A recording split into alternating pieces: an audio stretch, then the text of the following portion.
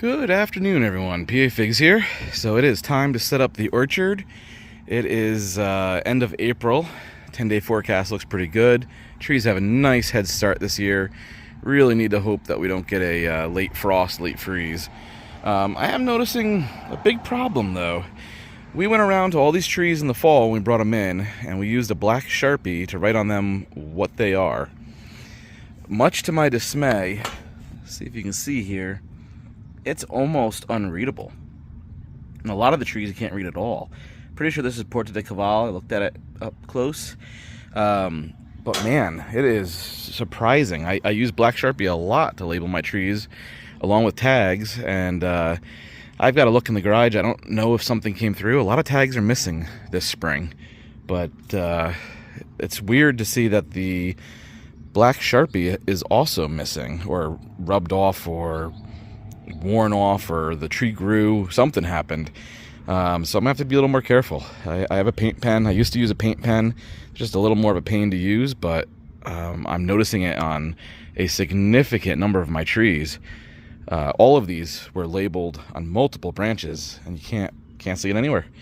So I'm gonna have to definitely be more careful and make sure I replace my tags and don't rely just on the markings on the tree. And I'll have to go back to using a paint pen. It's definitely worked in the past, but then again, so has Sharpie. So I don't know. Let me know if you're having any of those similar issues. But I need to get moving some trees here. It's a long process, and trying to get it done before it starts to rain too hard here. Okay, day 2 of moving fig trees. Normally I would use the tractor, but with all the wet weather, I didn't want to tear up my grass too bad, so here's my hand cart. Gotta get them all to the backyard.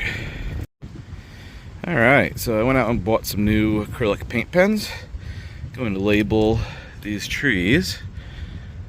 Excuse my handwriting, but this here is Sotis Sicilian.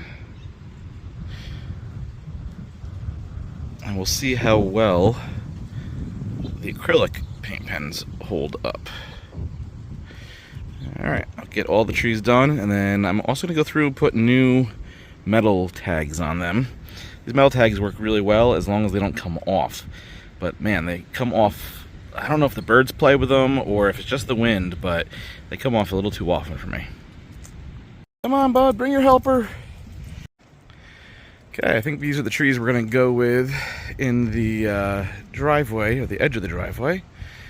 Let's see how they do out here. I like to put, I don't know for what reason, but I like to put my Coleodoms out here.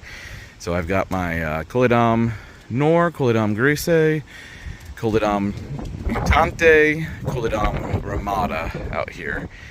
At some point I need to get a couple of other Coleodoms, but trying not to expand the orchard anymore. Fisher, Bear's gonna fly away. Go get Bear. Fisher's got his helper out here as he tries to help with the orchard. Beautiful day if it wasn't for the wind, but gotta get this done. Right, bud? Okay, so driveway garden is good to go.